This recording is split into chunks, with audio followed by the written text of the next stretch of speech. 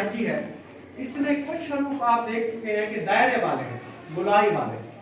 वो कौन से आप हमने लिखे हैं? पहले हमने बात की थी नून गुन्ना की, गुलाई की। उसके बाद अब गुलाई वाले हरूफ हैं, सीन है, स्वाद है, जीम जे हे के, आइन गाइन, इधर काफ हो गया, लाम हो गया और छोटी या। तो ये जो दायरे वाले गुलाई वाले हरूफ हैं, ये बेसिक लाइन क्रॉस कर जाते हैं। आप देख सकते हैं कि दायरे के दरमियान में लाइन गुजर रही है, जो भी गुलाई है ना। अब हर दायरे का झुकाव किस साइड पर है आप बताएं? बाएं तरफ है, लेफ्ट साइड पर है, ठीक है ना। हर दायरे का झुकाव बाएं तरफ है और हर दायरा लाइन क्रॉस कर रहा है, ये ध्यान में रखिएगा।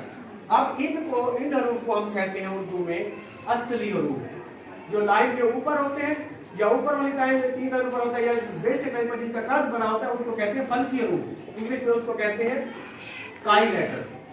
उर्दू में जो छोटे कद वाले होते हैं, जो यानी कि दरमियान वाली 2 लाइन ऊपर आते हैं, वो इंग्लिश में कहलाते हैं ग्रास लेटर। उर्दू में हम उनको कहते हैं फर्शी हरूफ। और जो नीचे वाली 3 लाइन ऊपर आते हैं इंग्लिश में, वो कहलाते हैं रूट लेटर। और उर्दू में हम उनको कहते हैं असली हरूफ। तो दायरे वाले, तमाम दायरे वाले हरूफ, और एक है मीम। ये देखें मीम, ये मीम इधर लिखी है, ये मीम है।